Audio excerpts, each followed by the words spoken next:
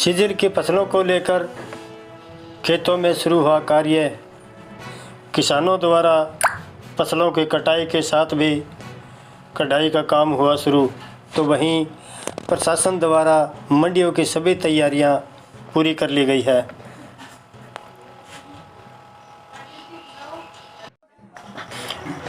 और देखें, भट्टा मजदूरों द्वारा अपने वेतन को लेकर धरना प्रदर्शन।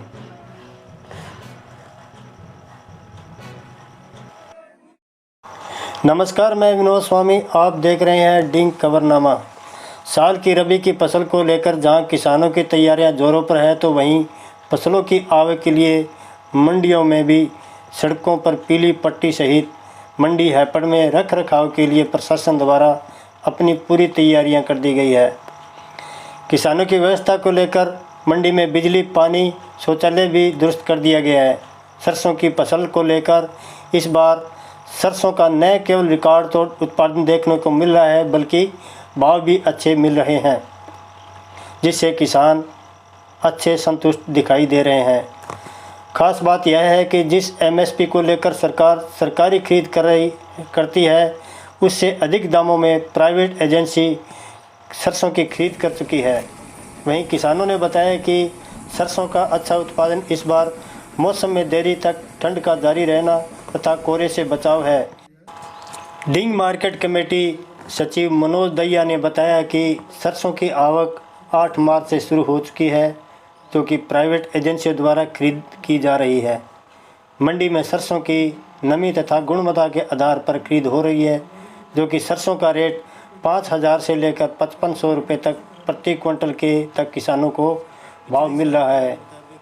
इस बार सरकार द्वारा सरसों के खरीद का रेट 4650 रुपये प्रति क्विंटल निर्धारित किया गया है, जो कि 25 मार्च को सरसों की खरीद सरकारी खरीद की जानी है।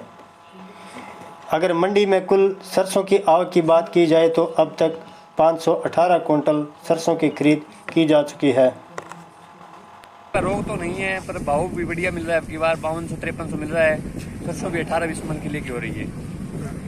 तो कोई रोग वगैरह? रोग कुछ ज़्यादा नहीं था, थोड़ा कम ही है रोग तो पहले से थोड़ी कम है। अब की बार झाड़ थोड़ा कम है, उखाड़े ज़्यादा था। एरिया के हिसाब से कैसे है? जैसे कोई बिरानी एरिया है या सब? बिरानी में बढ़िया, थोड़ी शहरी में थोड़ी झाड़ कम है। नहीं 8-10 ईंट भट्टा मजदूर यूनियन अपनी मांगों को लेकर बुधवार को सड़क के पास धरना देकर प्रदर्शन किया। ईंट भट्टों पर हजारों श्रमिक प्रदेश व बाहर से आकर अपने परिवार का पालन पोषण करने के लिए काम कर रहे हैं। हालत यह है कि भट्टों पर श्रमिक अमानवीय के परिस्थितियों में काम करने को मजबूर है। वहां पर भट्टा मालिकों द्वारा तमाम श्रम कानूनों का उल्लंघन किया जा रहा है। श्रमिक यूनियन व ईंट भट्टा मालिक एसोसिएशन के मध्य श्रम विभाग की मध्यस्थता में मजदूरी की दरें तय होती रहती है तथा इस वर्ष भी 25 फरवरी को लेबर यूनियन द्वारा श्रम विभाग को मांग पत्र सौंपा गया था, मगर भट्टा मालिक वार्ता करने में शामिल होने के लिए गंभीर नहीं है।